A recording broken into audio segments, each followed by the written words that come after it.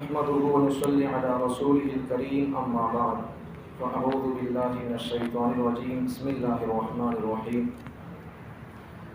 الحمد لله رب العالمين سورہ فاتحہ یہ سورہ اللہ تعالیٰ نے پہلی بات یہ کہ اللہ تعالیٰ نے اس سورہ کے اندر پورے قرآن کے خلاصے کو بیان کر دیا۔ پورے قرآن کے 30 پارے 100 ٹوٹل 14 سورے، ان تمام کو اللہ تعالیٰ نے اس ایک سورے کے اندر بیان کر دیا۔ سورہ فاتحہ کے اندر پورے قرآن مجید میں 6 مضامین ہیں۔ ان 6 مضامین کو اللہ تعالیٰ نے اس چھوٹے سے سورے کے اندر بیان کر دیا۔ اتنے بڑے 30 پاروں کو 7 آیتوں کے اندر اللہ نے بیان کر دیا۔ ترتیب سے آتی جائے گی۔ الحمد کا سورہ تو سب کو یاد رہتا ہے۔ پہلے یہ سمجھو کہ اللہ تعالیٰ یہ سورہ کا نام کیا رکھے؟ فاتحہ رکھے۔ فاتحہ نام کیا، اس کا مطلب کیا؟ اس کے ذریعے سے فاتحہ معنی کھولنا، کھولنے والا۔ کیا کھولنے والا؟ اللہ نے قرآن مجید کو اس سورہ کے ذریعے سے شروع کیا، کھولا۔ اور عالم کورس کے اندر پڑھائی جانے والی کتابوں میں اس سورہ کے تقریباً 25 نام آتے ہیں، 25 نام، اور بھی بہت سارے ہوں گے۔ اتنی لمبی ہم کو تفصیل میں جانے کی ضرورت نہیں ہے، خلاصہ آپ کو سنانا ہے۔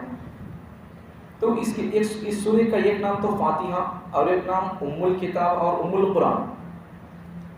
ام الکتاب یا ام القرآن کا مطلب کیا؟ پورے 30 پاروں کا خلاصہ، 114 سوروں کا خلاصہ اللہ نے جو تفصیل سے بیان کیا ہے، ان تفصیل کو اللہ نے جمع کر کے یہاں اللہ سورہ فاتحہ کے اندر بیان کر دیا۔ پورے قرآن میں 6 قسم کے مضامین ہیں، 6 قسم کے ٹاپکس ہیں۔ پہلا توحید، دوسرا رسالت، تیسرا قیامت، چوتھا احکام، پانچواں ماننے والے، چھٹا نہ ماننے والے۔ پھر بولتا ہوں، یاد رکھو، پورے قرآن مجید میں اللہ تعالیٰ نے 6 باتیں بیان کیا۔ ان 6 باتوں کا جو اللہ نے 6 باتوں کو 30 پاروں میں بیان کیا، وہ 6 باتیں سورہ فاتحہ کے اندر موجود ہیں۔ پہلا توحید، دوسرا رسالت، تیسرا قیامت، چوتھا احکامات، پانچواں ماننے والے، چھٹا نہ ماننے والے۔ یہ 6 چیزیں ہیں، توحید، رسالت، قیامت، احکامات، ماننے والے، نہ ماننے والے۔ 3 بار بول رہا ہوں تاکہ آپ کو یاد ہو جائے یہ چیز۔ اچھا اب دیکھو، اب کون سے آیت میں کیا کیا بات ہے سمجھاتا ہوں آپ کو، سورہ توجہ سے۔ الحمدللہ رب العالمین، اب یہ 6 باتیں یاد رکھو۔ اب یہ جو بولتا ہوں اسے فٹ کر لو۔ الحمدللہ رب العالمین الرحمن الرحیم، یہ 2 آیتوں کے اندر توحید ہے، پہلی بات آ گئی۔ دوسری بات مالک یوم الدین کے اندر قیامت کا تذکرہ ہے، 2 باتیں ہوگی، توحید قیامت ہو گیا۔ اچھا ایاک نعبد و ایاک نستعین، اس کے اندر اللہ تعالیٰ نے احکامات کو بیان کیا، 3 باتیں ہو گئی۔ اہدنا الصراط المستقیم، اس کے اندر اللہ تعالیٰ اس کے اندر رسالت اور ماننے والوں کو بیان کیا، اہدنا الصراط المستقیم اور صراط الذین انعمت علیہم، یہاں تک کہ اس میں اہدنا الصراط المستقیم میں اللہ تعالیٰ نے رسالت کو اور صراط الذین انعمت علیہم، یہ دونوں ملا کر رسالت اور ماننے والے دونوں کا تذکرہ کیا۔ آخر میں غیر المغضوب علیہم ولا الضالین، اللہ تعالیٰ نے نام ماننے والوں کا حال کیا ہوا اس کو اللہ بیان کیا۔ ٹوٹل 6 باتیں، توحید، رسالت، قیامت، احکامات، ماننے والے، نہ ماننے والے۔ سورہ فاتحہ ختم۔ اچھا آگے سورہ بقرہ۔ سورہ بقرہ معنی کیا؟ سورہ بقرہ کا مطلب معنی گائے۔ اب یہ سورہ کا نام بقرہ کہیں کو رکھے؟ اس لیے کہ اس سورہ کے اندر ایک قصہ ہے گائے کا۔ وہی قصہ آپ کو سنا دیا تھا تفسیر کے موقع پر۔ ایک آدمی کو بنی اسرائیل والے مار دیے تھے، اسے کون مارے پتہ نہیں چلا تھا۔ ایک گائے کو اللہ کو بنی اسرائیل حضرت علیہ السلام سے، وہ سب قصہ آپ کو معلوم ہوگا۔ تو وہ قصہ اس کے اندر بیان کیا گیا، تو اس لیے اس سورہ کا نام ہی بقرہ پڑ گیا۔ بقرہ معنی کیا؟ گائے۔ گائے کا قصہ اس کے اندر موجود ہے، اور دوسری بہت ساری چیزیں اس کے اندر ہے، بہرحال ہم کو اس کی طرف جانا نہیں ہے۔ سورہ کا نام کا مطلب کیا؟ بقرہ کا مطلب گائے۔ وجہ کیا یہ نام رکھنے کی؟ اس سورہ کے اندر گائے کا قصہ ہے۔ اچھا الف لام میم معنی کیا؟ معلوم نہیں ہے۔ مجھے معلوم نہیں ہے کہ صحیح معلوم نہیں ہے وہ. مدرسوں کے اندر پڑھاتے وقت میں ہمارے حضرتاں ایج بولے تھے واللہ اعلم بمرادہ بہ، اس کا مطلب ہمیں نہیں جانتے، اللہ بہتر جانتا ہے. ایج پڑھے سو میں تم کو ایج بول رہا ہوں. کسے معلوم نہیں اس کا معنی مطلب بیان نہیں کیا اللہ تعالیٰ اس کا مطلب، مرنے کے بعد اللہ تعالیٰ وہاں بیان کریں گے میدان حشر میں. الف لام میم اللہ بہتر جانتا ہے. اللہ اس لفظ یہ جو الف لام میم ہے اسے بولتے ہیں حروف مقطعات.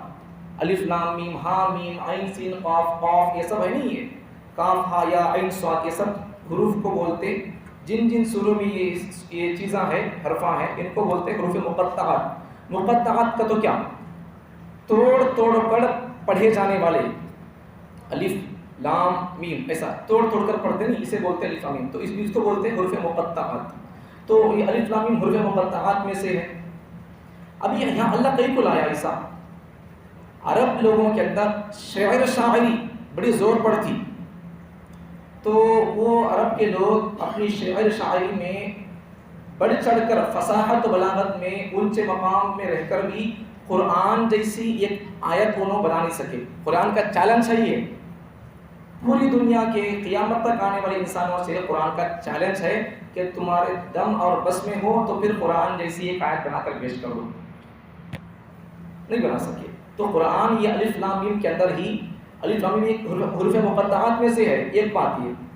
دوسری بات ایک چھوٹی الف لام میم یہ چھوٹی یہ 2-3 ٹکڑے یہ حرفاں یہ ایک آیت ہے مستقل. آگے تو اس کے بعد اللہ تعالیٰ نے ماننے والے بندوں کا تذکرہ کیا. ایمان والوں کو اللہ صفات بیان کیا. ایمان والے کون؟ غیب پر ایمان لاتے ہیں، پھر اس کے بعد نماز قائم کرتے ہیں، اللہ جو دیا ان کو اس میں سے زکوٰۃ صدقہ ادا کرتے ہیں، اور اس کے بعد پھر اللہ کی نازل کردہ جتنی کتابیں ہیں تمام کتابوں پر یقین رکھتے ہی مانتے ہیں. پیغمبر صلی اللہ علیہ وسلم سے پہلے جو کتابیں نازل ہوئی ہیں ان پر یقین رکھتے ہیں اور آخرت پر یقین رکھتے ہیں. یہ ایمان والوں کی صفات، ماننے والوں کا تذکرہ. غیب پر ایمان لانا، نماز قائم کرنا، زکوٰۃ صدقہ ادا کرنا، اور اللہ نے جو کتاب نازل کیا ان پر یقین رکھنا اور آخرت پر یقین رکھنا، یہ مومنوں کی صفات. اب پھر اس کے بعد اب یہ تمام چیزوں پر ایمان لائیں گے تو پھر اولئک هم المفلحون، کامیاب ہو جاؤ گے. اب آگے اللہ تعالیٰ نے منافقوں کا تذکرہ کیا. منافق لوگوں کی صفات اللہ بیان کیا. وہ لوگ دھوکہ دیتے ہیں اور اسی طریقے سے زمین میں فساد مچاتے ہیں. اسی طرح وہ لوگ ایمان اللہ تعالیٰ کی آیتوں اور احکامات کو اور ایمان والے بندوں کے ساتھ مذاق کرتے ہیں. اللہ کی آیتوں کے ساتھ مذاق کرتے ہیں اور ایمان والے مسلمان بندوں کے ساتھ بھی مذاق کرتے ہیں. یہاں ایک بات یاد رکھو، ایک پوائنٹ نقطہ مسئلہ، کہ اگر کوئی آدمی ایمان اور اسلام کے کسی بھی حکم کو وہ رکھتا ہے کرتا ہے تو کرے نہ تو نہ کرے. مثال کے طور پر داڑھی رکھنا ہے، رکھے تو رکھے نہیں تو نہیں. اب تمہیں چھٹی دے ڈالی پر کو سمجھو نہ کو سمجھانے کے لیے پوری بات سن کر آپ میں فیصلہ کر رہو. پوری بات سنو پہلے. ایک آدمی داڑھی رکھنا ہے، واجب ہے، پورے نبی داڑھی رکھے. اب رکھیں گے تو واجب پر عمل ہو جائے گا، سنت پر عمل ہوگا، حکمتیں کیا، سائنسی فائدے کیا سب بتا دیا، بار بار بولنے کی ضرورت نہیں ہے. تو رکھنا چاہیے، واجب ہے. کوئی بندہ رکھتا نہیں ہے تو گناہ ہوگا. لیکن داڑھی رکھنے والے سے اگر مذاق کرتا ہے، دیکھو بڈھا آ گیا، دیکھو بڈھا رہے اتنی چھوٹی عمر میں کیا بچتی تھی، مجھے بچی کو بھی دی ہے، مجھے بچی بھی ہو ہے. سوال پیاری بات، ایسی کوئی بات نہیں ہے. نہیں ہوتی شادیاں، بچہ نہیں دیتے. ہمارے کو کیسا دے رہی لوگ کر لیتے تو پھر دیتے کون تو بھی نب کو بول کر ہم یہاں چل سو تمہاری خدمت کر رہے سو. ایسی کوئی بات نہیں ہے. یہ شیر کی علامت ہے، یہ شیر کی. اب شیر کیا کرتا؟ داڑھی رکھتا، گردہ رکھتا. پھر تم بھی رکھو. دھرتی کے تم شیر ہو مسلمان، تمہیں نہیں رکھتے بولتا ہمیں چیتے بن جاتی ہیں، بلی بنتی بولتا ہم کیا کریں گے، ہمیں شیر بنو بولو تمہارے کو میں شیر بنو. تو اگر کوئی بندہ داڑھی رکھنا ہے واجب ہے، نہیں رکھ رہا، ایک بندہ اب داڑھی رکھیں گے تو پھر واجب پر عمل ہو جائے گا، نہیں رکھتے تو گناہ ہوگا، نہیں رکھتے تو گناہ ہوگا. لیکن داڑھی رکھنے والے کا مذاق کرنے سے گناہ نہیں ہوگا، کفر ہوگا. کفر کا مطلب کیا؟ داڑھی سے یا اسلام کے کسی بھی حکم سے مذاق کرنے سے اسلام سے باہر ہو جاتا بندہ. تو یہ مطلب ہے اس کا. یہ لوگ منافقت کرتے تھے، سو اللہ کی آیتوں سے مذاق کرنا، مسلمانوں کے ساتھ مذاق کرنا، یہ سب کرتے تھے. تو ہمارے لیے سبق کیا ہے؟ مذاق نہیں کرنا، اللہ کے کسی بھی حکم سے آیت سے مذاق نہیں کرنا چاہیے. تو منافقوں کی صفات بیان کیا. اس کے بعد اللہ تعالیٰ نے ان کی منافقوں کی اللہ نے 2 مثالیں بیان کیا. اس کے بعد آگے اللہ تعالیٰ اس بارے کے اندر آدم علیہ السلام کا ان کا اللہ تعالیٰ خلیفہ ہونا بیان کیا. سب سے پہلے انسان بھی انوچ اور سب سے پہلے نبی انوچ، اور دنیا کے اندر اللہ نے ان کو سب سے پہلا خلیفہ بادشاہ اللہ ان کو بنایا. وہ تذکرہ ہے، ان کو سب پورے واقعہ، فرشتے سجدہ کر دیے، شیطان سجدہ نہیں کیا، وہ سب سیرت قصہ یہاں موجود ہے. اس کے بعد بنی اسرائیل کا اللہ تعالیٰ کی طرف سے ان کو جو انعامات ہوئے تھے اس کا اللہ تذکرہ کیا.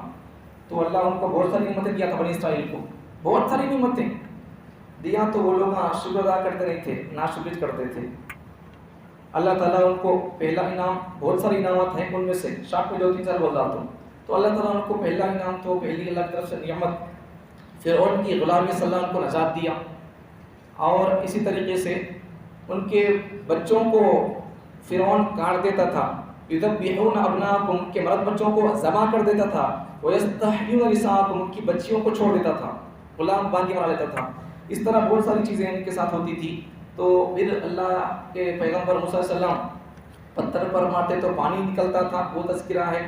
اور اللہ تعالیٰ نے ان کے لیے من اور سلوہ نازل کیا آسمان سے.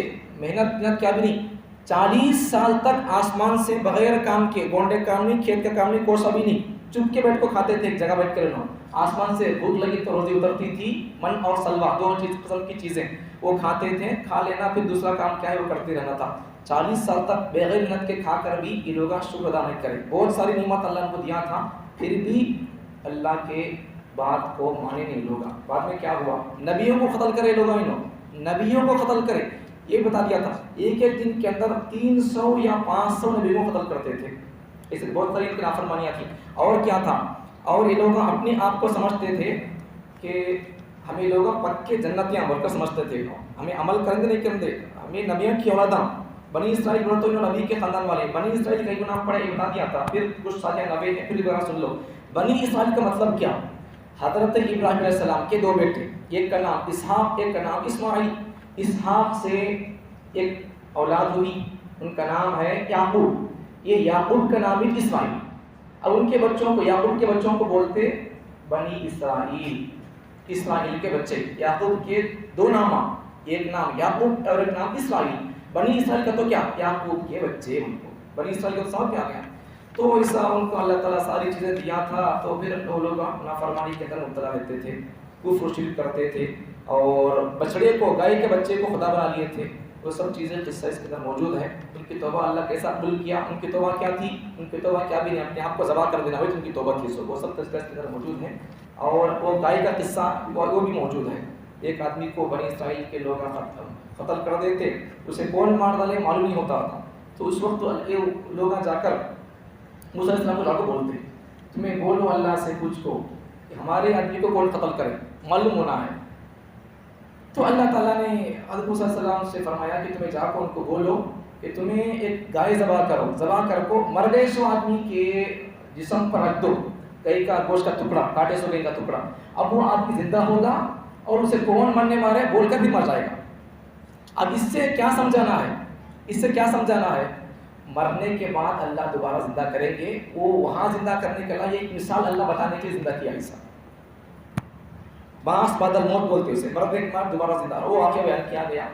اور اس کے بعد یہ بنی اسرائیل کے لوگ، یہودی لوگ، یہ سب لوگ اپنی جنت ہماری پراپرٹی سمجھتے تھے. اب ان کا دیکھا دیکھی نصرانی لوگ، عیسائی لوگ بھی سمجھتے تھے، وہی بولتے تھے ہمیں تو جہنم میں جاتے نہیں ہیں. وقالوا لن تمسنا النار الا ایاما معدودا، جہنم میں جانے کا سوال ہی نہیں ہمارے کو، اگر گئے تو بھی ذرے دن کے وقت جائیں گے، گنے چنے چند دن کے وقت جائیں گے، پھر بعد میں واپس ہمیں جنت میں آ جائیں گے. ایسا ہوتا ہے. یہ لوگ کی امیدیں تھیں، ان کا خیال ایسا تھا، حالانکہ ایسی بات نہیں ہے. ان کو اللہ تعالیٰ محمد صلی اللہ علیہ وسلم پر ایمان لاتا کو بولے تو لاتے نہیں تھے، مستیاں کرتے تھے. بعد میں اللہ کی چربی جلایا، ظالم بادشاہ کے اوپر آئے، قتل کر کے چکا چور کر دیے ان کو.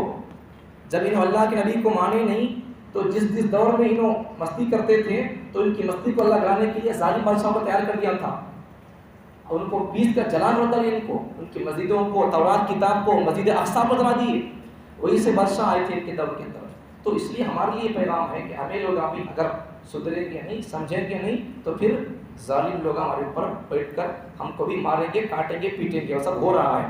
اب بھی اگر نہیں سدھریں گے تو پھر کہاں کی ہوتے سہولت وہ یہاں بھی آ جاتی ہے۔ تو ہمارے لیے سدھرنے کی پیغام اور بات ہے۔ اچھا،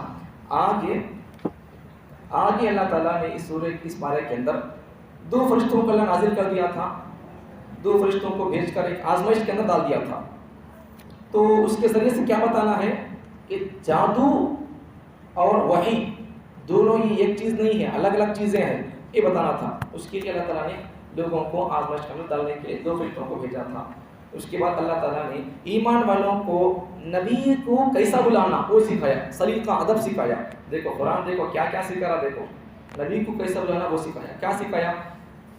اب یہ یہودی لوگ کیا کرتے تھے، نبی صلی اللہ علیہ وسلم کو راعینا بول کر پکارتے تھے، راعینا بول کر، معمول سے یہاں ہے سو یا ایھا الذین آمنوا لا تقولوا راعینا، راعینا، راعی زبر را عین زرعی، راعی نون علی زبر نا، راعینا اتحاد خالی۔ یہ راعینا کا مطلب کیا؟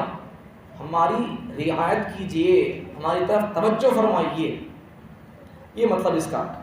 اب اللہ تعالیٰ بول ایمان والوں کو تمہیں راعینا بولنے کو، نبی صلی اللہ علیہ وسلم کو تمہیں ہماری طرف راعینا رعایت کرو، ہماری طرف توجہ کرو، تمہیں ایسا بولنے کو، کئی کو ایسا، اس لیے کہ ایک معنی تو یہ راعینا کا ہماری طرف توجہ کرو، ہماری طرف دیکھو، ہماری رعایت کرو، یہ معنی آتا ہے۔ لیکن یہودی لوگ کیا کرتے تھے، نبی صلی اللہ علیہ وسلم کو آ کر اب یہ راعینا کو ذرا کھینچ کے بولے تو راعینا، ایسا راعی ای کو کھینچ کے بولے تو اس کا معنی ہوتا اے ہمارے چرواہے۔ خالی راعینا کا معنی کیا ہے؟ ہماری رعایت کیجئے، ہماری طرف توجہ فرمائیے، ہماری طرف دیکھیے، یہ مطلب شفقت فرمائیے۔ راعینا کا مطلب کیا؟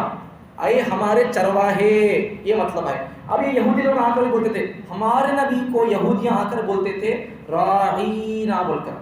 اب یہ مسلمانوں کو معلوم نہیں تھا، اب ان کا دیکھا دیکھی مسلمان لوگ ابھی مثل بولتے تھے، تو اللہ نے کیا فرمایا، تو اس کا وہ معنی بھی آتا ہے چرواہے کا، وہ معلوم نہیں تھا مسلمانوں کو، تو اللہ نے کیا فرما دیا، دیکھو ان لوگوں ایسا پکار رہی، وہ عبرانی زبان میں اس کا معنی ہے توجہ کیجئے ایسا بول کر، لیکن ایک معنی اس کا یہ بھی آتا ہے تمہیں ایسا بولنا کو بول کر اللہ تعالیٰ ان کو مسلمانوں کو ایسا بولنے سے منع کر دیا۔ آگے اللہ تعالیٰ نے اس سورے کے اندر آگے اللہ تعالیٰ ابراہیم علیہ السلام کا تذکرہ کیا۔ ابراہیم علیہ السلام کو اللہ تعالیٰ بہت سارے امتحانات اور آزمائشوں کو ڈالا تھا، اللہ ان کو ان امتحانات میں کامیاب بھی کیا۔ پھر اس کے بعد اللہ تعالیٰ نے اس پارے کے آخر میں حضرت ابراہیم علیہ السلام کی ملت، ان کا دین، ان کا مذہب اسلام، دین اسلام، اس کو فالو کرو، اللہ یہ محمد صلی اللہ علیہ وسلم سے کہا۔ محمد صلی اللہ علیہ وسلم کو اللہ تعالیٰ بول رہا ہے تمہیں ملت ابراہیم یعنی دین اسلام کو فالو کرو، یہ اللہ تعالیٰ محمد صلی اللہ علیہ وسلم کو بول رہا ہے۔ اور آگے اس کے بعد اللہ تعالیٰ آخر میں یہودیوں کے لیے اللہ تعالیٰ سبق سکھا رہے ہیں، سمجھا رہے ہیں کہ تمہیں پیغمبر صلی اللہ علیہ وسلم کے ساتھ رہنے والے، بیٹھنے والے، ان کے پاس، ان کے شاگرد، ان کے صحابہ کے جیسا تم بن جاؤ، ان کا جیسا ایمان ہے تم بھی ویسا ایمان لے کر آؤ۔